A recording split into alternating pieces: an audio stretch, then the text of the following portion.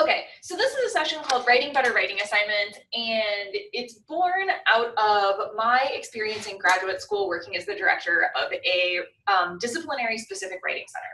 So at the University of Washington for 2 years, in place of being a TA, I actually directed a writing center that had 8 undergraduate tutors, 2 graduate student tutors, and was dedicated to the political science, international studies, and law societies and justice departments on our campus.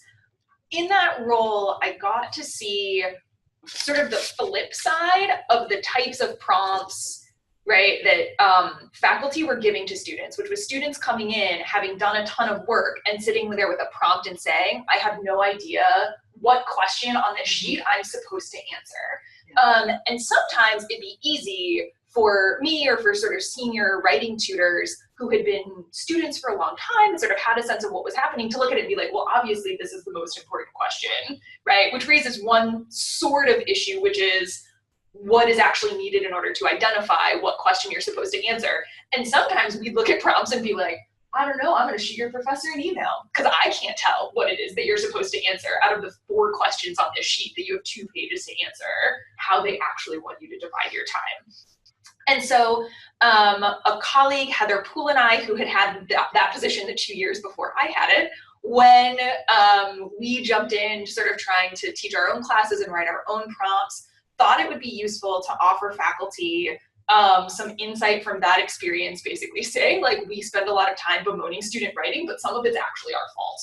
And we need to think about the ways in which, as instructors, we're setting students up to not know what to do, frankly.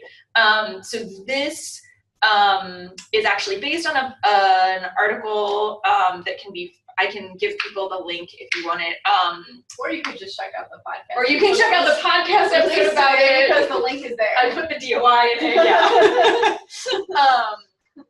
It's this article that includes a sort of a longer version with more examples of what we're gonna do here. So I would argue that there are 3 things that need to be done that faculty could be doing better in order to write prompts that students sort of have a better sense potentially of specifically what to do, or it becomes easier for students to ask questions to figure out what it is that they don't know. Okay? So the first thing we're going to talk about is identifying a cognitive objective. I use Bloom's taxonomy in setting this up for thinking about cognitive objectives. The second is employing appropriate command terms. I actually think this is one of the big places where things go wrong. And then the third is considering using a primary and secondary question structure. We will get into all of those. So, cognitive objectives. Just so you know, the handout that everybody has, you have the cognitive objectives down the side, and then some things that'll come up in charts in a minute. So, pulling on Bloom, I look really at 5 cognitive objectives. To summarize, relate, analyze, right? And these are going in increasing difficulty. Evaluate, and create. One of the problems that Heather and I sort of realized we were seeing over and over from students is that they'd get prompts that asked them, for example, to evaluate, but they were maybe in a 200 level class and had no idea what the standards were they were supposed to evaluate against, or the prompt hadn't told them what standards to evaluate against. Or on the flip side, we'd have students come in with a paper where they would say, I got a really bad grade on this, I'm trying to figure out why. The prompt would have asked them to summarize, the student summarized, and then all of the comments from the faculty member were about how they didn't analyze, right? And it was like, well, you didn't actually ask the student to analyze, and then you penalize them for not doing it, right? And so thinking as faculty very clearly about which of these cognitive objectives we're interested in, and then making sure that the prompt we write fits those cognitive objectives is really important. So we started thinking a little bit about, and this is what's really the middle 2 columns on this chart, is like, why would we ask students to be in a particular cognitive objective? What's the benefit for students? What's the benefit for instructors of assignments that fit in those particular boxes? And then what are the prerequisites? If I, as an instructor, am going to ask students to analyze, what do I need to have prepared them to do before I ask them that type of prompt? Okay. So what you have up, this is not helpful particularly on the screen, so that's why I made the separate handouts, right?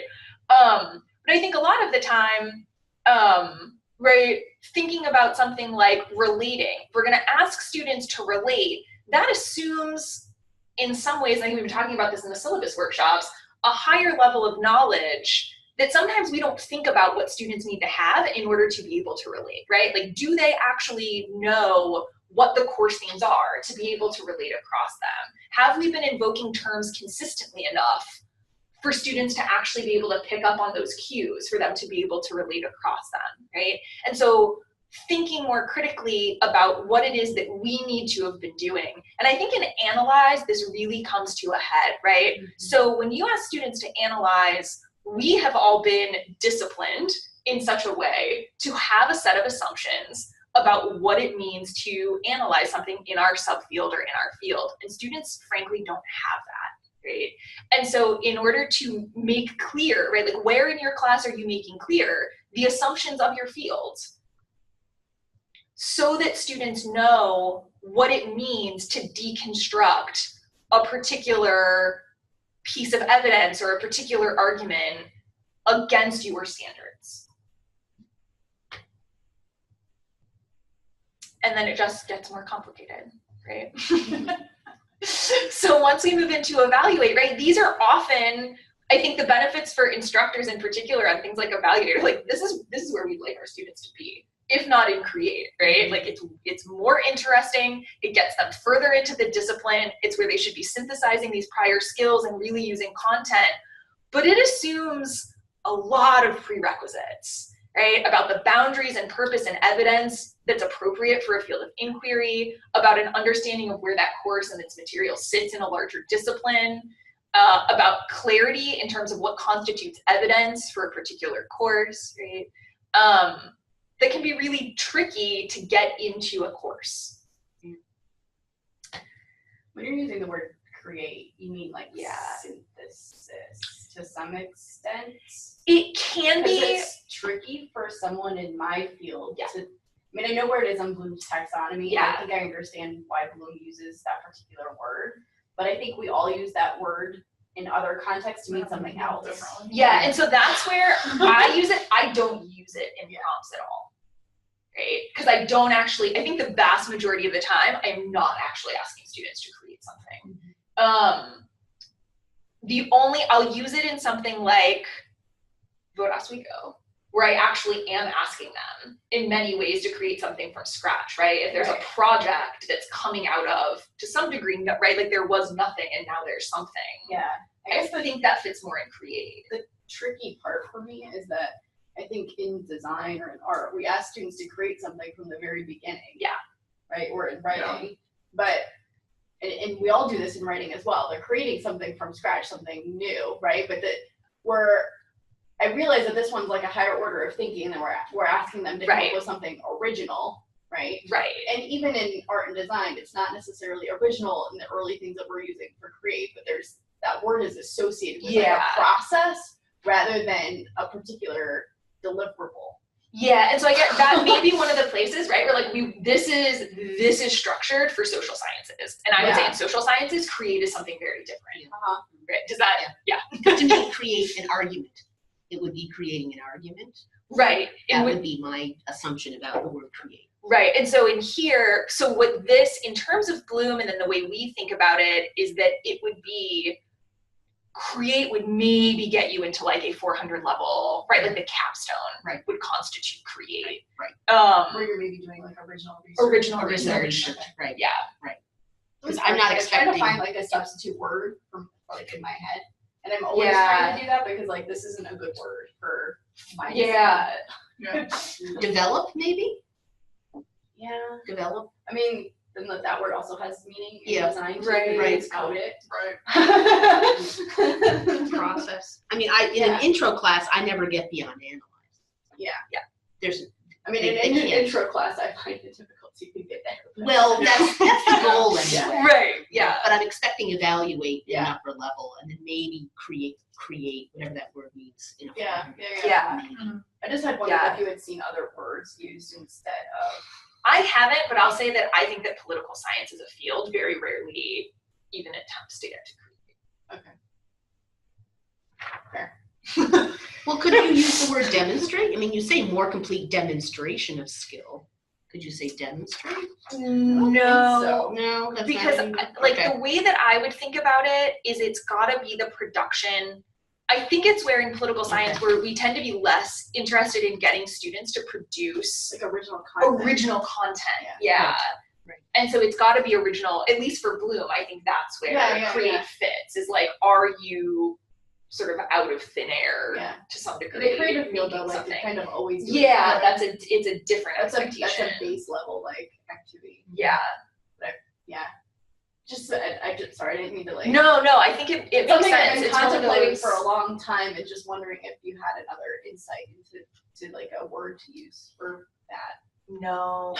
I mean, we thought about it because I think that the assignments that we would think about are really different, right? For what would constitute create. Because even the assignments where it is students sort of making something on their own, it'd be, let's say in a 300 level class, it'd be something like use what we've learned in class to create a policy memo. That frankly would be much more likely to fall into either analyze or evaluate than it would be create. See, I guess that's my point. We use the word create to not mean what you mean here, ever. Like, create is like make something is what we're really saying. Yeah. Yeah. Yeah. And I would have to go back to the stuff on Bloom. Yeah, I think in Bloom it uses create. I've seen synthesis before, but I don't remember if it was at the very top or just right before the top. Yeah. Okay. I'm sorry. Would produce I'll shut up. Would produce work for you? No, I think it's like a synonym for create in a lot of ways. Yeah. You can come back to this because now I'm curious. Yeah. Sorry, we could sub in. That's Every fine. time I see this, it care. like makes me think about it. People. Derail everything. So then what Heather and I basically tried to do is we went back, we found out that high school is actually better at this, at making the relationship between the command terms to cognitive objectives clearer. So we went back to actually the work from the IB program for high schools. And they are much clearer about what command terms you should give to students in order to get them to operate on certain cognitive objectives. The article itself has definitions for each one of these command terms, and which again are taken from the IB literature. But one of the things, and I mentioned this earlier, that we were frequently seeing is that we will ask students to define something or to describe something when what we really mean for them to do is examine or analyze, right? And then when they come back having described it, we tell them they're wrong, right? Because we didn't want them to describe what happened. We wanted them to analyze what happened. And so figuring out and sort of doing a check when you're thinking about your writing prompts or putting together writing prompts as sort of an editing process around, are the commands I'm giving students actually the commands I want them to follow? Right? If someone followed this command, would they give me a piece of paper that I would give an A to? And frequently the answer is no on a first draft, at least for me. Right? That I've used language that won't actually communicate what I want it to communicate to students. So that's sort of the first set of ideas, right? It's like figure out what you actually want students to be writing, frankly, is how I usually think about it, right? And then are you giving them the commands that will get them to write something that fits in the objective, right? Get the prompt language to fit that. And then you can think about where those would fit in a class, right? So a lot of simple prompts that fit into summarize or relate or things that I'll use for discussion questions in class or short writes, right? So identify and describe major components of the New Deal is a summarize prompt. Relate. Contrast President Hoover's ideas about the role of government to President Roosevelt's understanding of the role of government with evidence from the start of the Depression to the start of World War II. Okay, fairly straightforward. Again, analyze. To what extent does the American citizenry's embrace of the New Deal demonstrate the value of Smith's multiple traditions thesis? Now, all of these prompts assume that students have gone through this content. Evaluate. Given the denial of Social Security benefits for agricultural and domestic workers, the internment of Japanese Americans, and the treatment of Black GIs during World War II, explain the role of FDR's presidency in setting the stage for the 1960s civil rights movement. Can you talk a little bit about the difference in what your expectations would be when you use the word relate and the word analyze? Yeah. So when I say analyze, in terms of the prompt, just in general, like if you're using those two commands, right? Like if you're thinking relate or analyze, like what do you see as the difference between the two? When I think about analyze, it's usually more contained to one idea, right? So here's a particular concept. I want you to break down these concepts that I am giving you, right? And when it's relate, I often am looking for, let's go back to this, something more discrete. Does that make sense? Yeah, like you just said, discrete and specific, and to me they're like very similar. Okay, so I think about, so for me on relate, it's like, it's much more bounded. Remember this conversation we had Yes. yesterday? Other words? Yes. So it's much, I see relate as much more bounded. Okay. Right? And I see analyze as often students needing to have the ability to, for instance, in this prompt, they need to be able to break down what is Smith's multiple traditions thesis, and then the to what extent can they assess the American citizenry's embrace of the New Deal against that thesis. Whereas there's a much simpler relate. Ideas about government overlap them and tell me where the Venn diagram is. Okay. Does that? So does analyze mean more about like processing the value like a value It can, system? yeah. Okay. And I think that if I had said, what does this reflect about larger values or judgments? yeah, or if I gave them in a relate question, if I gave them the values, then it could also be relate, right? I feel like analyze is probably relate, and then there's a little something extra. I wonder if analyze is the little something extra is how you go about laying out the analysis, right? Like, because a lot of the times when you analyze something, there's a series of steps that you need to follow in order to successfully do it. Whereas if you're just being asked to like compare and contrast or relate things, like it doesn't necessarily matter like which one you do first. Right. Yeah. You know what I mean? Whereas like something like this, Just like, can be a list of things. Yeah, like there's something like this, sense there's of there's style. steps. Right. Yeah. And then you stop Or short. more of an argument. Yeah. And analyze. There's definitely more of an argument, and I expect it to have a sense of, do usually expect it to have a sense of what the assumptions of the field are, right? So you could answer. I skip relate. Like, I think you could answer relate. I think the answer to relate could be identical in a history class and in a political science class. Yeah, absolutely. Right? Yeah. I don't think that the answer to analyze is the same. No. Right? No, To what extent does the American citizenry embrace of the New Deal demonstrate the value of Smith's multiple traditions thesis would be a different answer in those That would two. be really focused on what it means to be a citizen. Yeah, and it's the question of like the value of the multiple traditions thesis, because I think a historian would answer that question differently than a political scientist. Yeah. Right. Exactly. So my question is, and I'm going to throw a curveball in here. Yeah. I'm confused about the statement to what extent. I don't think students understand it. I don't think I understand it. And I would never use this term ever because I don't really know what it means. Because to what extent means to them, my impression of their interpretation is that it works really well. 2 thumbs up. Yeah. So here's And how then that tells me nothing. It's just the reason why I like it is because it compels them to define criteria. That's why it exists in analyze and in evaluate. But do students actually do that when they see those terms? Because you have to do this. This is the next part of it. Describe, is the difference identify, between the analyze. primary and secondary question structure. Okay. Right? So what we've been looking at so far are simple prompts, right, which I would give as like short writes, okay, or as discussion questions in class. I would never assign any of these as official writing prompts for a paper in a course. It's just designed to get them thinking. These are designed to get them thinking in a particular set of ways. Okay. Right? And knowing that if what I eventually want them to do is evaluate, and I spend all my class time asking relate questions, it's my own problem when they turn in bad papers. Right? Do you ever have students actually take that prompt and circle like the three key words? Oh yeah, that they and we think go it through and actually define means? them To me, in class. Demonstrate is like the biggest one.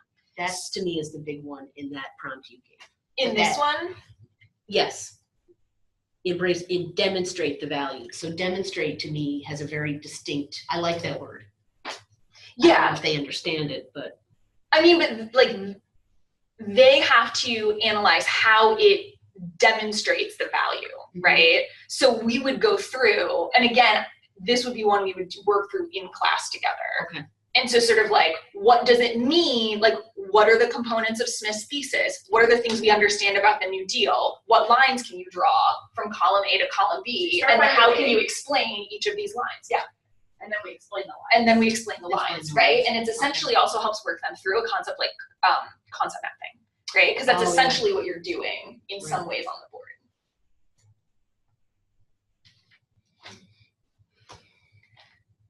So then, one of the problems that we saw, so this is sort of building towards getting them to be able to do particular types of writing prompts, right? When I was working in the Writing Center, there were two particular types of prompts we would frequently see that threw students off. One was no central question, right? This is lifted from a faculty member. You're like, it was like a 4-page paper. And I was like, well, that's like 20 people's dissertation, so I don't really know what you want this student to do. Or too many central questions, right? Each one of these could be somebody's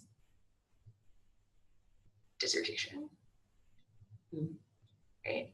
So either no central organizing question or nothing but questions that could be central organizing questions. And then students can't evaluate what they're supposed to answer. So the way that I have opted to address this is to give, for real quote unquote, summative, let's say, writing assignments, a primary and secondary question structure. So a primary question that's broad and should be explicitly answered by a paper's thesis statement. And again, this is all stuff I tell them. Right? This isn't hidden from students. And then secondary questions that are specific and communicates the steps necessary to support an answer to the primary question. So the primary question is often something that is so broad that it could be answered in a ton of different ways. It could be the topic of someone's dissertation.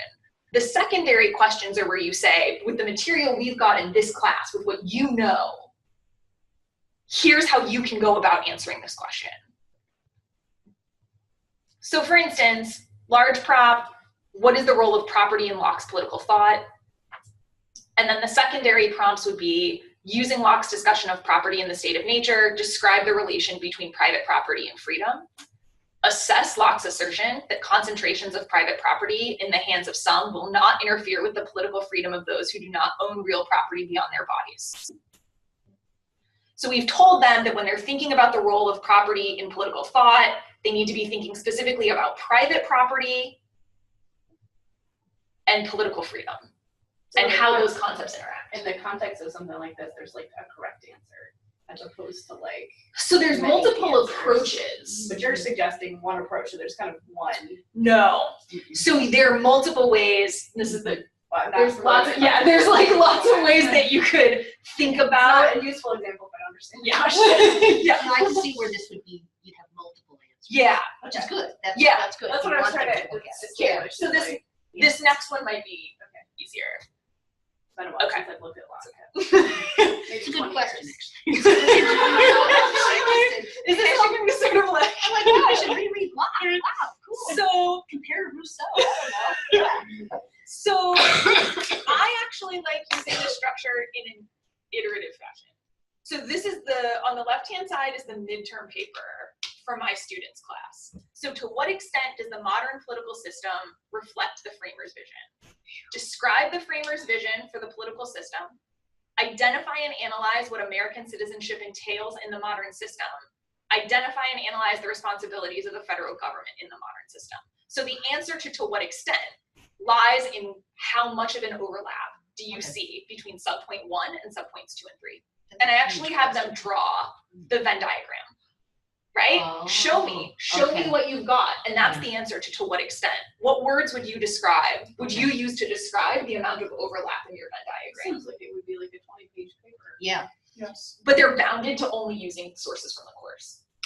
So could you, instead of saying to what extent, could you say where and how? Does the modern You could. Because that makes liked, more sense to me than to what extent. You could. I like to what extent because it forces them, like, what phrase are you going to use? If it's where and how, I think the thesis statement gets trickier. Really? Yeah. Because to what extent you can say, I argue that the modern political system reflects the framers' vision to the extent that blah, blah, blah, blah. Okay. That the institutional structures look like this and that citizens' rights look like this. That might be a disciplinary word too. It may be. Right? You wouldn't use this in history. Never use this in You'd design. say where and how. Yeah. Or how and why and where do these things overlap? Yeah, Where do you see them overlapping and why do you see them overlapping? Yeah, I think I like to what extent because I'm trying to lock them in to getting down a format of a thesis statement in an intro class. And so I need a question that they can explicitly answer in one sentence with a conclusion and 2 to 3 premises. Because in political science, there's a particular way that thesis statements are written. Until you learn how to play with the form, yeah. Mm-hmm. It's the last 2 sentences of your intro paragraph, and it better start with, I argue, give me a conclusion, give me 2 to 3 supporting reasons for that conclusion. Yeah, that's history's the same way. Yeah. Yeah. So Right. Yeah. Right. that's how things work in my world. Yeah. Then you take a primary question and you make it into a statement. Yeah. Well, yes, I would do that too, but Yeah. I would maybe not use a format quite like that. Yeah. So that's where the I don't like using prompts that do like how and why, because I think it's harder for them to lock in to what their thesis statement should do. Because they feel like they need to write 2 different thesis statements. Okay. Here's how it does it. I would give them the why. And there's here, And yeah. then they would have to figure out how to do it. That's my approach is in an intro class. Yeah. Here's the why, you figure out how to get there. Do you almost provide them with a thesis statement? For an intro class, yes. And then they can So then play what are you around the working themes on? within the thesis. That's a great idea in terms of figuring out Yeah. how to So write here's an the argument. author- So you don't have to come up with, that's a lot to ask, right, of a beginning student, No. right, who is new to a field, Right. is to come up with both the thesis and all the stuff, right? Like you're Right. doing one task or another as an exercise first before trying to do all of it. Right. So I give them the end Makes result sense. of like a primary source analysis and then say, you pick a theme that allows us to get there, to show this That's perspective. interesting. You can show whatever theme you want of the primary source, but eventually you have to pick out elements that get you to the why, and I'll tell you what the why is. So you flip it. You do That's it. an interesting strategy. They don't know I'm doing that, but that's what I'm doing. Yeah. Yeah. But that's not what you're doing. No. You're So I doing think my thing is that something I else. like the broader question because in political science I want them to play. What Okay. level is this at? 205. Is there like a 100 something? And this is, and part of it is that we talk in every class about how did what we learned today match the framers' vision or not. What's the framers' vision? How does this work against the framers' So it's vision, like right? the Like essential this is question. it's the essential question for the entire course. And they So have it's a set of rules about and Mhm. issues about the framers and their vision. Yeah, they've read multiple Okay. So they've already got their Federalist findings. papers. Yeah. So Okay. so this is explicitly the organizing question for the entire class. And it's the organizing question such that the final paper is again, to what extent does the modern political system reflect the framers' vision, except now it's about electoral politics. Oh. Okay? And again, they can only use the material that we've read in class. Yeah.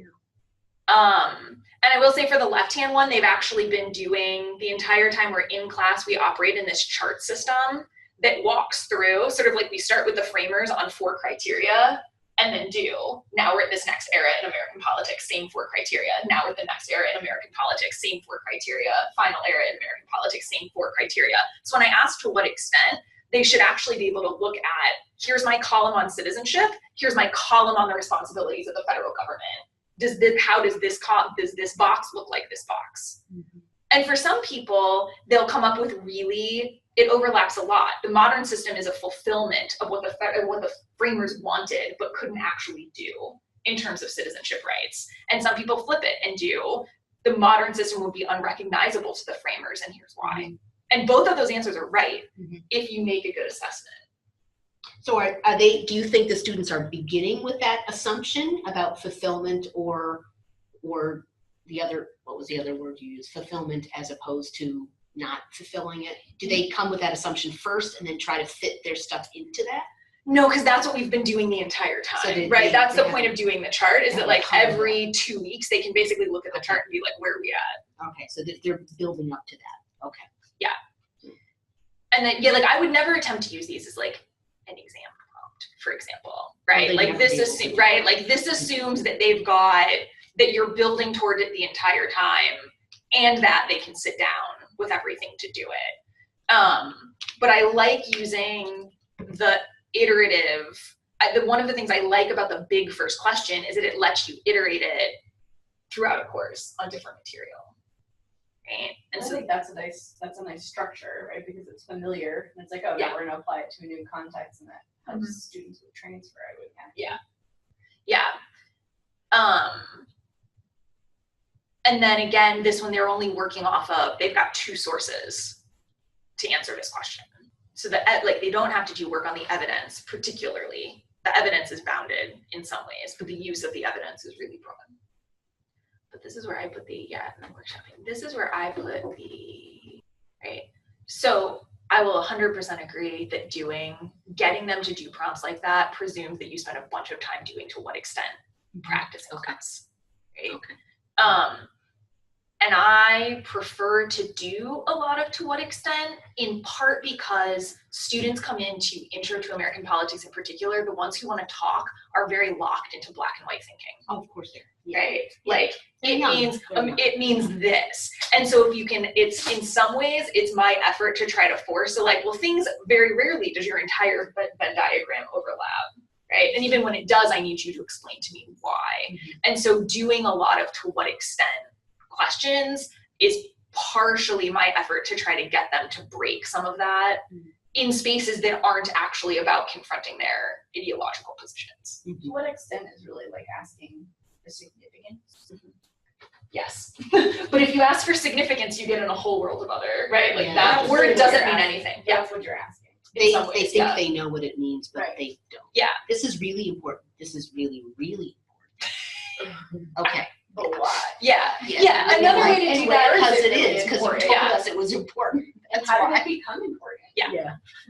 Yeah. So there is a version of that analyze question that I would not ask students, which is, why is Smith's multiple traditions thesis significant in political science? Right? But it's not a usable question. Right.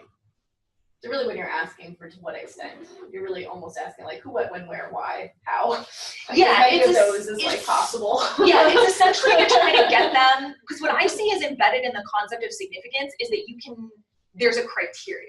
Yeah. Right? And I think to what extent, in many ways, gets them to try to, it's an entrance into trying to flesh out what the criteria are that make something significant. Okay.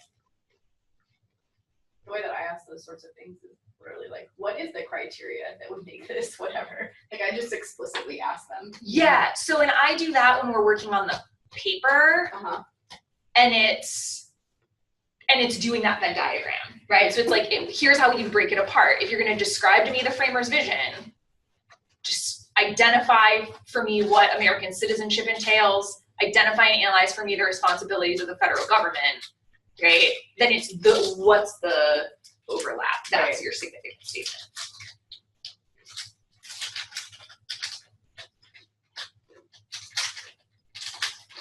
I just find it really fascinating to go through like presentations from different disciplines.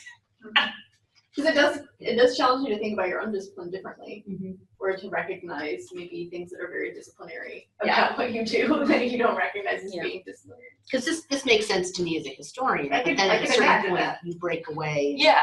Because you probably have like a root in common to some extent. Sure, Yeah, of right? course, right. But what I do with students is what I use the words define, describe, and explain, and they usually get it by like the third exam. If I say it as an exam question, define the terms, describe what they mean because they're not the same. Right. Yeah. Explain the context and how they fit in. Yeah. So they get it eventually, but they often don't know the difference between defining something and describing. Yeah. Because you can't do anything unless you define and describe your terms. Mm-hmm. Because I don't know what your terms are. Okay, tell me. Yeah. But, Yeah. Or you don't know what your terms are, and this is going to No. demonstrate whether or not you know what they are Right. before you try to use them in sentences. Right. Well, for me, it's all about keywords. Yeah. Like keywords are the key to everything in an intro class. Like if everything. Yeah. Keywords are important. Yeah. But I will say, I have found that students like the primary, secondary structure. That has been, in part because at least in my experience, I get more and better questions from students, right? Like it somehow eases their ability to say, like, this is the part where I'm stuck, right? Like, I'm stuck at this spot. She broke it down into steps. Yeah. Right. What's also nice is that I will point out from a design standpoint, the way that you formatted it is actually key to getting the primary, secondary questions to work. Right. Because if you don't have those sub-bullets, Yeah. it's Oh, not yeah, that it's they're not secondary. No. Yeah. Yeah. And That's where people go wrong. yeah. So I'd say, yeah, Do like, this. we Yeah. would see ones like this, where even like as an instructor, I was like, I don't know what your thesis statement is supposed to do on number 2. Like, there's a bunch of choices for what your thesis statement could do. But then the ones that is, like the senior writing tutors for Heather and I could easily look at them and be like, oh, well, this is the most important question, would be things that did essentially the primary, secondary prompts, but they lump them all in one paragraph, right? And you could pick, as a person who knows the field, you could look at it and be like, okay, so your thesis statement should answer this. But there's definitely, like, you can make that way more explicit for students, and expecting students to be able to make those evaluations, I think just isn't fair. And then, like, to piggyback off of that, when I was a student, I worked in a writing center also, but it was here, right? And we don't have like discipline specific, like you have, and I mean, I would see these exact same sorts of prompts. And then for someone who is not an expert in the field, like by any means, right? Like who's just there to help students develop their writing skills. I mean, like I would look at number 2 with all of those different questions, and the student would say, like, I don't know where to start. And I'd be like, yeah, me neither. You know, because there is, and one of the things that like we talk about, like, you know, like when you talk about writing is thinking about like who your audience is and things like that, right? And like, you really have to, there's a set of assumptions that people may or may not have. So it is a big problem. So sometimes what I do is I say the point of this paper is to. Yeah. But then the problem I encounter, which I do all the time, and I say this clearly, and this is what I'm asking for help here, is I give them a series of questions to help them analyze the work, the primary source, but they don't seem to pay attention to the fact that these questions are designed to help you understand the text. And then they begin to answer all those questions in their paper, which I specifically say, no, that's not the point of the paper, is to do this. What if you change those questions into statements that become like? Well, it's things like, who's the composer of the text? When was it written? What's the historical context? Where was it, you know? And they don't seem to understand that I'm not asking them to answer those questions in an exam. I'm asking them to use those to help them understand the text so that they can then write the paper. Maybe you should do 2 separate assignments. Yeah, that's what I'm thinking. Is Two two separate separate writing assignments. The first assignment is to just get the info together. Yeah, to have them answer those Just questions. a if they're gonna want to anyway. I did do the worksheet. Do the But then- worksheet that has all the And questions then they on it. still did. And then, but then just say like, this is the essay, you can use this information to answer this other I thing. did But that. put them on separate pieces of paper where they're not even together. And they still just give you the list. Because they don't read the question that says, these questions are designed to help you understand the text. And then they proceed to just, I suspect it's that they don't have time, they're not giving themselves enough time. They just answer all the questions as if it's an exam, like, no. Do you give the worksheet at the same time you give the paper? Do you like stagger them? So they do the worksheet. Then I They've look at answered it. the who, what, when, where, why, or Right. whatever, so they I understand ask the for text specific better. quotes that they want to use to help them with their paper, and then Maybe give you it don't back. connect it to the paper. Yeah. Maybe do it as a separate assignment? Like entirely separate, like as if it's not connected. Okay. So that they're still doing that work. Yeah. Right. And they're getting credit for it. Right. Yeah. And then when they go to sit down to write their paper, they have a reference material. But when they're doing the worksheet, you don't tell them that it's for their paper. Right. The other option would be to tell have them do that worksheet a couple of times for different things, right? So if you have them do the worksheet for something else, and then you just discussed it in class, right? So then they got the sort of like, okay, so here's what you know. Yeah. Now let's talk about what it means. Like what arguments can you make based on what you learned? Yeah. Now let's walk through that process. So I could do it for another source and then do that. And then have them do it for the next source and then say, okay, now you're gonna write your paper. Okay. But it's that sort of, so you've set up the like information argumentation. Yeah. Or theme, I would call it theme. Yeah. I've done that before where I've done like a worksheet, not telling them it's part of a bigger something. Okay. And then when I hand out the bigger something, I say, remember that worksheet we did? This will help you on this assignment. Okay. So in that way they feel like they're like duplicating. Yeah. Like I think that's always their concern. I mean, it's not duplication if you're doing it well. Well, and some people do get it. Yeah. Some people get it, right? Some people say, okay, this second paragraph is all about the who, why, where, what, and when. Then I begin to analyze the source. And then some students just don't. Is there, I'd also wonder if there's, this is where I'd be concerned about the how and why, because the how actually keys them into using that worksheet. Yeah. Right? In a way that you may not want it to. Okay, I see your point. Yeah. Okay. So doing it differently. Yeah. Because if it says how, I could see being inclined to be like, oh, I already know how the piece does this. Let me just tell you all this information I know about how the piece does it, which is different than why does the piece do it. Right. And I say the point of the paper is to do this, and they don't often do that because I don't know if they don't know how to do it or if they're getting cued by it could be something else. Questions. Yeah. The questions are confusing them. Yeah. But I could see where I would do that in a worksheet for 2 or 3 other sources in the semester and then have the assignment on something else and say, remember those other worksheets, let's use those as a template or to help you with this paper. Yeah. As opposed to giving them those questions in the paper itself. Okay. All right. I think because they tend to collapse those 2 activities as being all one thing. And I'm not going to break it down and do steps. Because, Well, it's easier to answer questions. Yeah. It's just easier to say, oh, the author is so-and-so. It was written in such and such a date. Yeah. And it's important because of X, Y, and Z. End of paper. Yeah. It's easy. Yeah. Okay. I don't even have my students tell me why something is or is not important. Like usually I'll just have them tell me like the things, like tell me what they know and whatever else, and then like at the end also like their very last question will be like that a slightly more specific, like why is this important kind of question, but the vast majority of their questions are all like tell me the basic things. Right. And then like at the end it gets a little bit more specific, but I try to cap it off to like just one paragraph. Right. Like your one paragraph is tell me why. This is relevant or important or whatever. Yeah. And that serves as like the first step to the other stuff. To try to get them to stop. Right. To focus on the things that they know. So they're not describing when you're trying to analyze or whatever. Right. Yeah. Because the whole point is just to learn how to analyze the primary source. Yeah. That's the whole point of the paper. That's it. That's the only reason I do it. Yeah. I don't care if they remember the book, but okay. This is really, I think it's always like I went to your last time that you did this, but I think it's interesting to have come a couple years later. It was a couple years ago, yeah. Because come with like a different set of mindset, different set of questions, different ways of thinking about it. Plus, I've been actively like using your paper for a couple of things.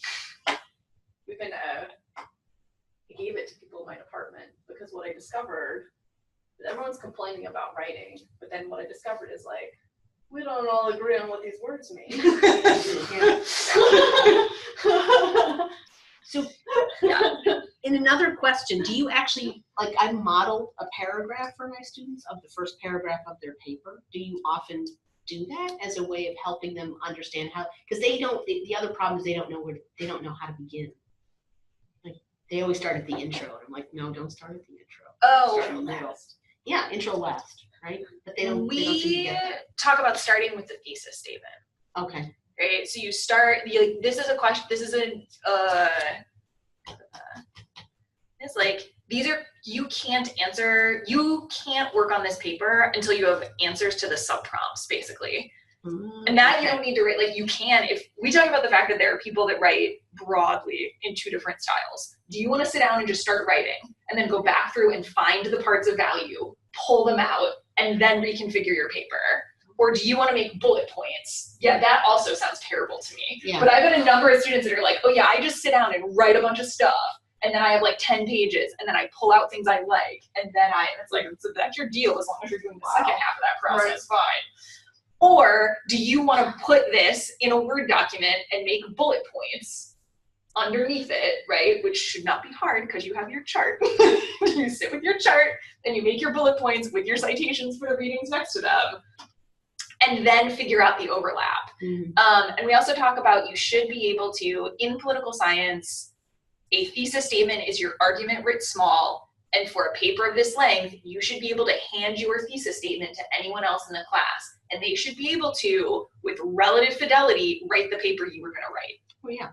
Right? Like, that's the detail level of your thesis statement. And so we'll talk about, like, if you can't get that thesis statement, then it means that you've got to go back and do more thinking before you start writing.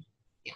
I see the thesis statement as a roadmap for the paper. Yes. Yeah. It's a roadmap. Yeah. You've got to tell me exactly where you're going. Yeah. And we also talk about the fact that, like, part of my grading is, like, I need to be able to look at your thesis statement, and this is a 4 to 5 page paper, and I should be able to see, like, where do you give me your conclusion? How is that supported in your paper? And then for each of your premises, where do I go to find the evidence for that premises? Yeah. Great.